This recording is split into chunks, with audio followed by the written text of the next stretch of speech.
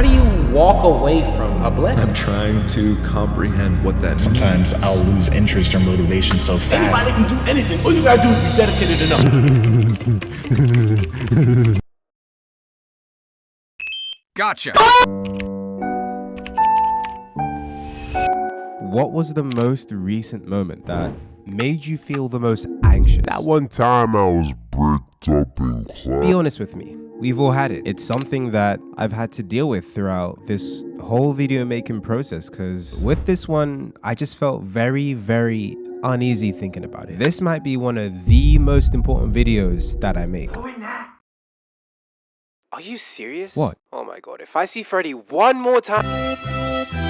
Jokes aside, I ain't trying to be too funny. I want to give you guys an update on how things have been for the past few months. Be authentic with it. No scripting. Nope. All coming from the heart. Just me. But before that, quick word for today's sponsors. You. I just want to thank you guys for all the support you've given to the channel. Like, I'm gonna keep it real. I told myself that we were gonna hit 1 million by the end of the year, but I wasn't even expecting to hit 50,000. Wait, let me check my subs. Plug. 100. You guys just crushed it. Like, I clearly misunderstood you guys, because I thought that my videos are nothing more than just a nice little thing to watch for the first time and then move on, but a lot of you just kept coming back, and that's what kept my channel up and running and still growing to this very day. Also giving me that reason to carry on making content. Not only because of that, but also because it's something that I enjoy. Alongside that, just seeing the reactions to some of the things I do, it's kind of funny. I enjoy it. I think that enjoyment should be the main reason for making content. It's something that every passionate creator stands for. It's the keys to the engine, but it's not what keeps the engine running. That's where you guys come in. For those who also find joy in that type of content, which you guys seem to enjoy, because look at that. We were able to get 100,000 of us to click on that small white button, something that I never saw coming at all. And I just can't describe how thankful I am for it. Like my other channels, I probably would have given this up if it wasn't for you, so thank you. I've been gone for a really long time. I still can't believe it's been months since my last video. I mean the one before that. My mind's been so occupied that I ain't even gonna lie to you. It feels like it's only been a couple weeks. But yeah, here we are. Another canon event. I'm also doing a giveaway. Bet you gotta keep on watching. You don't really have to. Also this. Anyway. So after the second Q&A, let's just say that a lot was left to be desired from a lot of people. And at the same time, I was all for it. The questions, the reactions. I even gave people the opportunity to have their questions on the forefront through my Patreon, which to my surprise, some of you actually took. I was even told that a part of the video ended up trending. It was cool, but at the same time, I was really tired. That 5-minute video actually took around 3 weeks to make. I'll explain why going forward, but when I was finally done with that video, I just needed to take a break from making anything else. And then it eventually became a problem because people were just asking for the next episode, which they just never got. And that ultimately led to me losing some of you.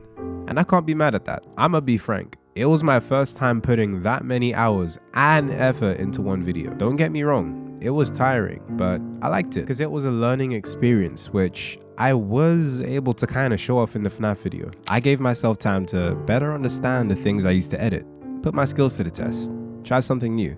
I'd say it was worth it, but then shortly after, I don't know, there was a fire inside of me that I just lost for a while. Every YouTuber talks about it. The fire to ignite the production of whatever content that you're getting ready to make. I had all these ideas for future content that I was physically ready to get through, but then there were certain things that ended up just getting in the way. Me thinks it's the amount of time I spent just thinking and planning for the future and not wasting my time exactly, but not giving it to the right things. Sometimes it's okay to give yourself some time to reflect and just think, but I think I took that to another level. There were a lot of times that I solely spent thinking, to the point where most of my days counting up to the next upload were actually spent thinking. Yeah, I wasn't very productive. Don't get it wrong, I still did things. It was just the video side of my routine that was not too great. I was thinking a lot about the next video because unlike the ones that came before, This was a gaming video, something just a little different to the content that I make. Gaming is something that I've always wanted to do with all of my channels because it's one of those things that I enjoy doing the most.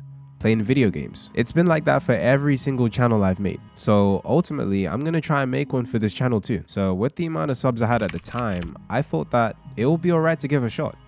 And to my surprise, the feedback was a lot more than what was expected. So I just want to give you guys a quick thanks for that. Another thing I had to think about was my channel's identity. Okay, now this might sound a bit stupid, but ever since I started getting attention, I never really knew what to call myself. A Sonic tuber that makes AI content? Yeah, I am. It's what I want to be seen as whilst I continue to make that type of content, but it's not exactly what I want long term. I've even tried to consider myself as one over time, but I've started to realize just how different I am from a majority of other Sonic tubers. I'm built different. There were times where in certain group chats, I try to add myself to the conversation, and a lot of the times I just never seem to fit in. Unless we're talking about the YouTube algorithm, because that's something that I can just yap on about. But hey, I didn't mind because even though I was giving away some of my sauce, I was helping out another brother, so it's all good. But I just never truly felt as if I was one of them. And honestly, it's not their fault. I'm just a little different from the usual. I'm a fun guy. I ain't stupid. I clearly know how to talk, but one side of me just refuses to take the internet seriously, both in my videos or just on the internet otherwise. My response? That's the internet. Deal with it. But one thing I now understand is the fact that I'm no longer just some random guy on the internet. I'm not as big as PewDiePie or flipping my nutsack, but I'm still setting an example for the smaller majority that dedicate themselves to my channel. And my content isn't so great on one side, so I'm gonna try to make things just a little more family friendly, just to be safe. I'll still be funny, just not too funny. YouTube and TikTok do not like the type of things I make. But looking into the whole identity thing, every YouTuber at some point has been inspired to become a YouTuber because of an already existing one. And that's something that I never really took time to think about when making my first set of videos. Who do I look up to? What type of YouTuber do I want to be like long term? I had the plan and the direction, but not the goal at hand. And it was only recently I gave myself time to just look back on what I really wanted. And I remember this. Around March, just a month before I came around, I came across this YouTuber called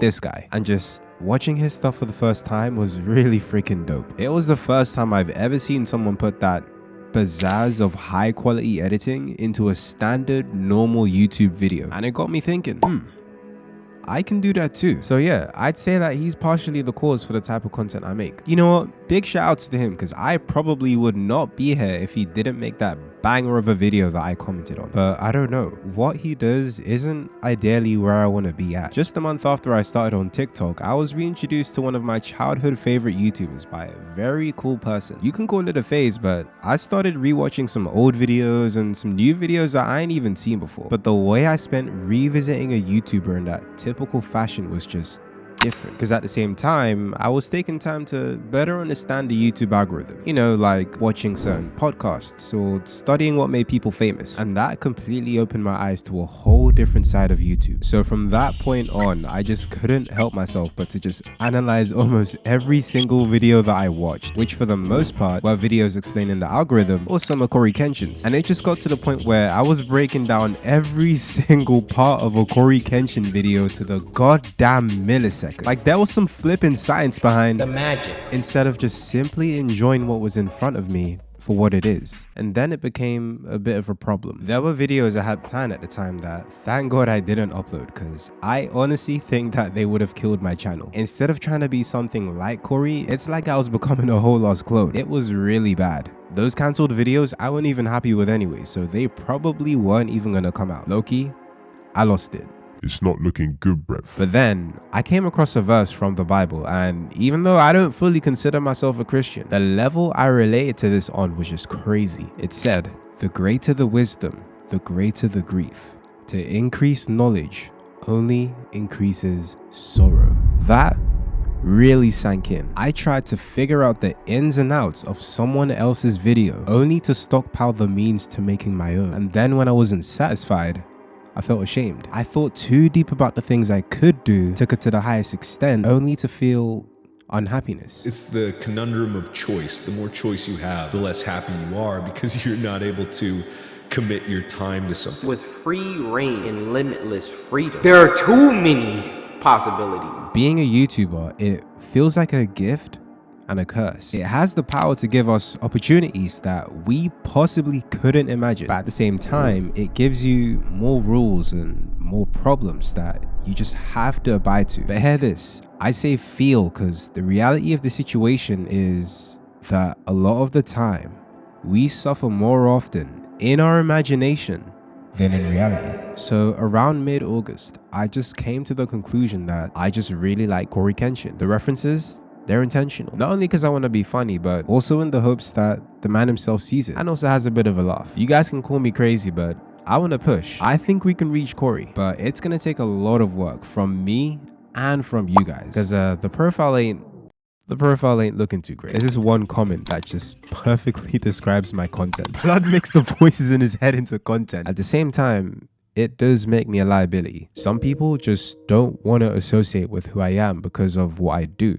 And overall, I don't want that happening. I want to do something that's somewhat similar to Cory, like the type of games, more so Sonic, but also have that good mix of other content. You know, like skits, vlogs, challenges, just whatever I want, whenever I feel like it. But also enough to make everyone happy. Probably won't happen. I just want to be me. Wait a minute, that's the goal. So with that, I thought about the steps I got to take towards that goal, and this is where the next thing comes to play. Planning. I know what I want to be, and I know what I got to do to get there. This is where the FNAF video comes in. Why I chose FNAF? It's one of those things that Cory's known for, and the FNAF movie was on the way too, so it just snapped. A trilogy. The original plan was to have 3 videos and a collection of shorts, and I was to spend anywhere between, I'd say 1 to 2 weeks for each video. One thing you guys may not know is that I was actually going to play the original games. It was all going to be based on that one shot where Sonic's like, Heard that booty quaking from the pizzeria office. But then another day I was just scrolling on Instagram, like I usually do. I saw a reel of some guy playing a different type of FNAF. You know, he looking a little boxy. Yeah, I'm playing that. But first, I gotta confess, it was all fake. Before you start asking anything, just let me explain. The entire video, it looks like a real playthrough, doesn't it? But it's all scripted. But after I found the fan game, I already had a good portion of the original done, so I had to scrap it and remake it. Probably wasn't the best idea. Everybody else spent no more than 1 or 2 days to bring out essentially the same thing. Hit the record button, play the game, edit, thumbnail, and done. But because I wanted it to be entirely scripted, I basically took a whole different approach to making the video. The script itself, the assets, and then the actual editing process, which I gave a lot of attention. I think I spent most of the time scripting because I came in trying to make a FNAF video and I don't even know what the Bite of 87 is. So I gave myself, I'd say about a week just to get to know the franchise. The games, theories, discussions, some playthroughs. I think it's something I had to do. All that research for a video, I think it helped. And then the scripting. It wasn't easy. It does help when you got to put all your ideas into one, but for those that involve a lot of creativity, there is only so much you can do. Some people just write down the most important things they have to cover. I, on the other hand, prefer to write down every single detail, from the lines each and every character say, to the sound effects, to the pacing, everything I write down. But to try and think of countless jokes, lines that aren't too cringy or too boring in one sitting, it's hard. I go to other places to try and seek some inspiration, but I just end up finding nothing. And it frustrates me. There were times I genuinely gave up for the day and just gave myself some time to think about it. That whole process was like a rinse and repeat for a whole month. But that wasn't really the main thing at fault, because I also had a couple things that I was going through. They did slow me down a bit, but I still got through it. Scripting, done. Assets. Oh boy, this one is stressful. Sound effects, music, overlays. Sometimes they're a hassle to look for. I'm that type of guy to look for a single track or sound for a whole day, not working on anything else until I find it. But that wasn't the problem. It's these guys. We're being held captive. I'm about to answer the lifelong question of the comment section. Is this real? Is this real? No. Wait, so you're saying we're fake? Yeah, it's AI. Here's what I used to make them. Now let me show you the problem. This is what I sound like. This is what I sound like. No, why? You're a f***ing dirty What the f? It's not perfect. And that's what makes using it not easy. Over time, has been getting some questionable updates. And they've made some noticeable changes to the synthesizer. Jesus Christ. It's made making good quality voice lines not as easy as before. Take a look at this. I'ma keep it real with y'all. There actually isn't one good game in the Sonic franchise. Sega has never cooked up any fire with that ugly blue boy on the cover of any of their games. See what I mean? What? You're basically Sonic. That's your black. My little happy stars running around, running in circles. It just doesn't feel real. The reason only YouTubers like myself make content that's arguably leagues better is because of the extra bit of time and effort it takes that we put in to make them. Playing around with AI and content, it ain't always efficient. Sometimes I spend up to 10 minutes working on just one voice line. Sometimes I have to change the line completely because the one before just never sounded right. This is the total number of voice lines that were used for the FNAF video. In total, I spent a whole week working on just the voice lines, and then I spent the following day working on my voice lines. It wasn't as painful, but still a pain. The pain of having a video scripted is having to fake out your expressions. It's fun to hear whilst working on it in real time, but eventually I just got tired of it. I also wanted to put as much effort as I could into the commentary. You guys might think it's just talking to the camera whilst playing the game. Trust me, there's more to it. Most of what makes it good comes down to the character. Look at Dashi. A lot recently, he's been a little toned down, but a couple years back, he was that good mix of hype and rage. Both intense feelings that a lot of people like. Corey, on the other hand, he's a little more chill. He says some things that you can just relate to. I show speed. So yeah, character plays a big part. And a good sense of timing.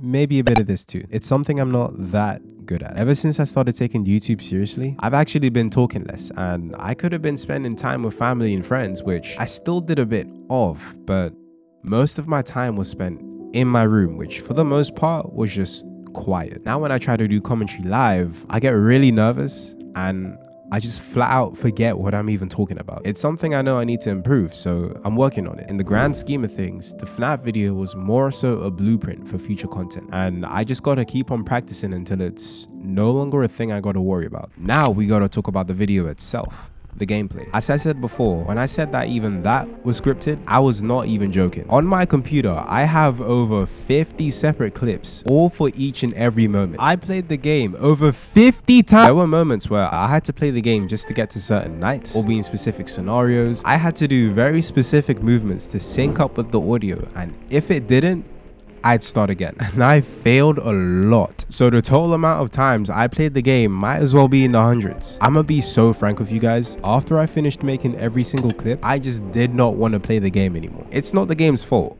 I just couldn't play another round after doing it for literally days. It's just what happens when you stick to one thing for a really long time. You just get sick of it. I'd still recommend it. When playing it for the first time, I had a lot of fun, so check it out if you can. Everything else wasn't so bad. Editing itself isn't super difficult. It's just long, boring, and tedious at times. Editing was like the last quarter of the whole video making process. It took somewhere between 2 to 3 weeks to complete. And even though it was smooth sailing, it was a bit of this and this and that for at least 7 to 12 hours a day. But anyway, what makes it super long, what makes it super long is the amount of attention I had to give to the whole thing. That needed quality to make it stand out. The core editing, the pacing, then the transitions, the effects. I could describe to you everything I do to make my videos, but this ain't the right video. It's something I do for every video because it's what my channel runs on. So yeah, close to Hollywood production, over 8 minutes. This is why you shouldn't script gaming videos. Still worth it though. A lot of you are still probably wondering about the third Q&A. I lightly touched it earlier, and the truth is, as you're watching this,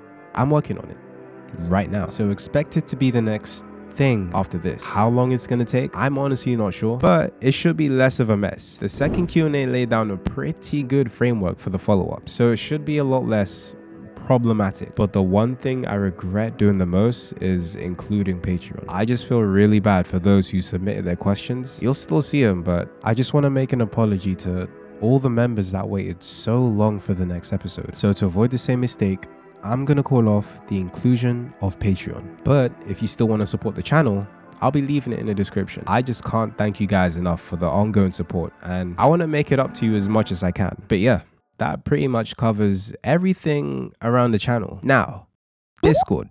I made a new server. Some of you may know that I already have a Discord server, but it's not the best. And the main reason is the fact that the server essentially didn't have any rules. I mean, it did, but Shadow didn't really... First rule, there are no rules. Yeah, and sadly, people took advantage of that, which is disappointing, but at the same time, I can't blame them. It all ties back to what I was saying about setting an example, so I want to use this opportunity to do what I should have done and give some of you a second chance. And to celebrate, I'll be doing a giveaway. I'll be giving away Discord Nitro to 10 lucky people alongside a free Steam copy of Sonic Superstars. To be very honest, I did not plan on the second. Superstars, I'm sorry to say this, but I don't like it. I don't want to say much about it. It looks and probably plays cheap. For the price of 50, yeah, I'm good. But then I came across this. Sonic Rush modded into Superstars. And I'd like to give another person an opportunity to give it a shot once it's done. These 2 giveaways are only going to be up for 2 weeks. So let your friends, let your grandma, everybody, let them know. Also, there's a vote. This is going to determine which server stays and which one goes. I know that some of you really like the current server and it has a lot of memories. So I'm not going to get rid of it. Just keep it on the archive for those who still want to have a look through it. As much as I'd like to completely get rid of it and erase things, I can't, because at the same time, it's not just mine. It's ours. So that choice is better made together.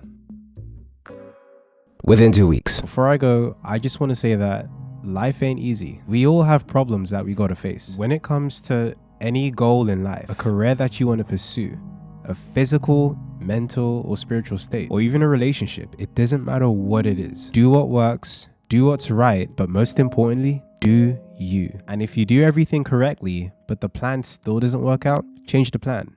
Never change the goal. Whilst you're working hard, keep in mind that you're gonna lose people. As bad as it sounds, you're gonna end up being useless to a lot of people. But even so, just keep on going, because in the end, you'll be thanking yourself for every single hardship that you took on. If you don't sacrifice for what you want will become the sacrifice.